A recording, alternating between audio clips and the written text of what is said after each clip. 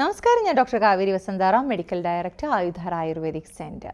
ഗർഭകാലവും ആയുർവേദവും.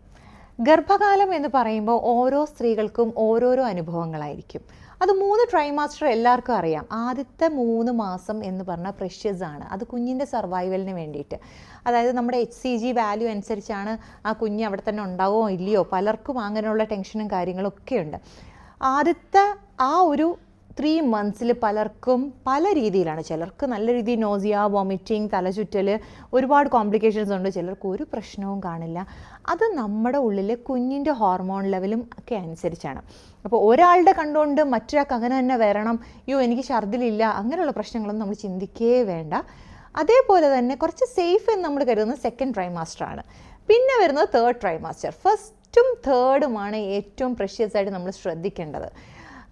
നമ്മളിലുണ്ടാകുന്ന ഓരോരോ changes, even ബ്രസ്റ്റിൽ changes ഉണ്ടാകുന്നുണ്ട്, pelvic റീജിയനിൽ ചേഞ്ചസ് ഉണ്ടാകുന്നുണ്ട്, അതേപോലെ മൂഡ് ഫ്ലക്ച്വേഷൻസ്, നമ്മൾ ഉണ്ടായിരുന്ന ആ ശരീരത്തിൽ ഒരുപാട് മാറ്റങ്ങൾ വരുന്ന ഒരു കുഞ്ഞിനെ അക്കോമഡേറ്റ് ചെയ്യാനായിട്ട്.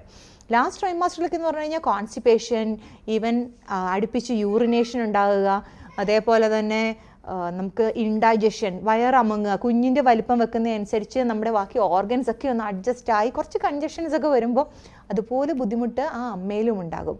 ഉറങ്ങാനുള്ള ബുദ്ധിമുട്ട്, ഉറക്കക്കുറവ് ഉണ്ടാകുക, ഇതൊക്കെ അവരുടെ മാനസികാവസ്ഥയെ ബാധിക്കുന്നുണ്ട്. അപ്പോൾ അവർക്ക് ചുറ്റുമുള്ള ആൾക്കാർ അവരെ എത്രമാത്രം സപ്പോർട്ട് ചെയ്യുന്നു, പ്രത്യേകിച്ച് ഒരു ഹസ്ബൻഡ് എങ്ങനെ അവരെ കെയർ ചെയ്യുന്നു, അത് ആ കുഞ്ഞിനെ കൂടിയാണ് ആ കെയർ. കൂടെ ഉണ്ട് എന്ന് പറഞ്ഞിട്ട് കാര്യമില്ല, ഒരു കെയർ തന്നെ. ഏറ്റവും കൂടുതൽ അത് മിസ് ചെയ്യുന്ന പ്രവാസികളായിരിക്കും.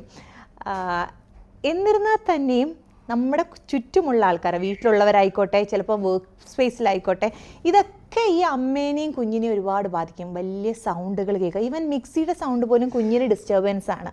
അപ്പം ഒരു നല്ലൊരു കുഞ്ഞിന് വേണ്ടിയിട്ട് നമ്മൾ ഒരുപാട് പേര് സപ്പോർട്ട് ചെയ്ത് കഴിഞ്ഞാൽ ആ ഒരു ഗർഭാവസ്ഥ അവർക്ക് നല്ലതായിട്ട് മുന്നോട്ട് കൊണ്ടുപോകാനും പറ്റും. ആയുർവേദത്തിൽ നമുക്ക് പലതരത്തിലുള്ള കഷായങ്ങൾ വെച്ച് കുടിക്കാറുണ്ട് നോർമൽ ഡെലിവറിക്ക് വേണ്ടി. അതേപോലെ ഓരോരോ മാസം അനുസരിച്ച് കഴിക്കേണ്ട മരുന്നുകളും ഒക്കെ ഉണ്ട്.